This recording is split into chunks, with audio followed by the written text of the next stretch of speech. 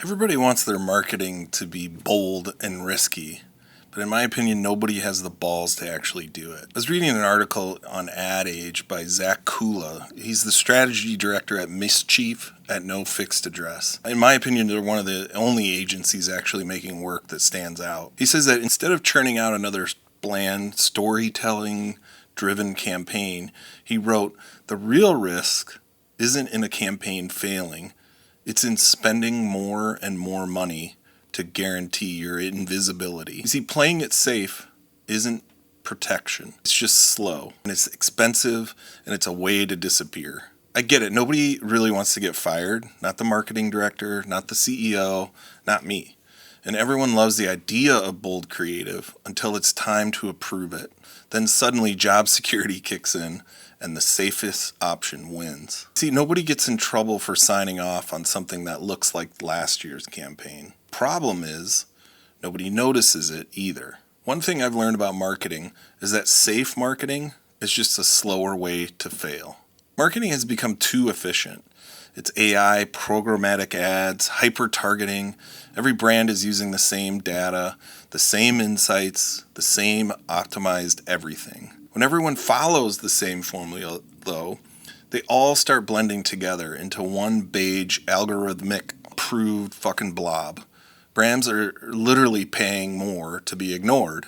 Playing it safe feels comfortable because it's what everyone else is doing. If the strategy is doing what everyone else is doing, then what's the actual point? Safe marketing architect holistic ecosystems that unlock scalable monetization pathway. Cloud native, KPI obsessed infrastructure. Sometimes marketing, when you play it safe, ends up just being a word salad. Nobody wants to be the marketing director who greenlit a disaster. I think a lot of people are holding back for the sake of job security.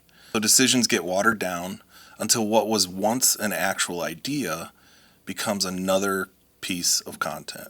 It's why I personally like to take bets every once in a while. You see, every time we pitch a concept, I give the clients options. One is safe, something easy to approve. One pushes things a little bit further, and one is the wild card. It's the idea that makes the room pause for a second. Now, most of the time, the safe option wins. And sometimes they take the middle ground. But every now and then, someone goes for the bold one. That's when the work actually matters. A recent client of mine was launching their social media for the first time, and the owner doesn't particularly like social media. The safe option was, to do a standard, we're on social media now, follow us. But instead, I FaceTimed the owner and asked for his actual thoughts on social media. A few months ago, SVL hired Frank and Harvey to help with their social media. Corbin Tyson recently interviewed Brent Hayes, the owner of SVL, about his thoughts on social media. But Hey, we're kicking off your marketing campaign, and I just wanted to get your quick thoughts on social media and how you feel about it. I hate it. At SVL, we hate social media, but we love technology. SVL, making technology simple. At first they hesitated and, what if it comes across wrong or crass? What if it doesn't work? But I was excited when they went for it, and it got 100x more engagement than anything else they'd ever done. Here's 3 ways to take more risks in your marketing without getting fired. Number 1, take small risks first. Start small, adjust the tone, change the visuals, and push things 10% more than you did the last time. And if that works, push it 10% more the next time. I think it's a muscle and you have to build it. Number 2, test before you commit. Social media is a free testing lab. Before rolling out a big campaign, test pieces of it online. And if it fails, no one remembers. If it works, now you have proof and a case study. Number 3, work with agencies that know how to be smart. Most agencies exist to get approvals, not to make great work. Find people who push for the right kind of risks, strategic ones and not reckless ones. The brands that win are the ones willing to get uncomfortable.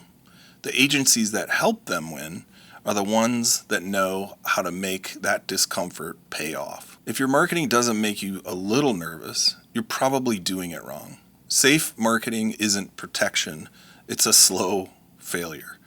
Every brand that's ever broken through took a risk. The question isn't whether to take the risks.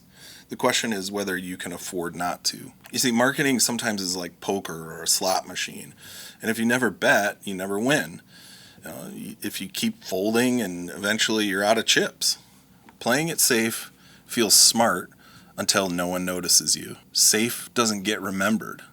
Safe doesn't get shared. The brands that I admire didn't tiptoe their way to relevance, they kicked the door in. Risk isn't reckless, it's the cost of entry. The goal isn't to be liked by everyone, it's to be unforgettable to the right ones. So stop polishing the edges. Say the thing that everyone's thinking. Take the swing. The brands that win aren't the ones that played it safe. They're the ones that showed up loud, they're a little bit weird, and they're unmistakably themselves. And then they refuse to fold.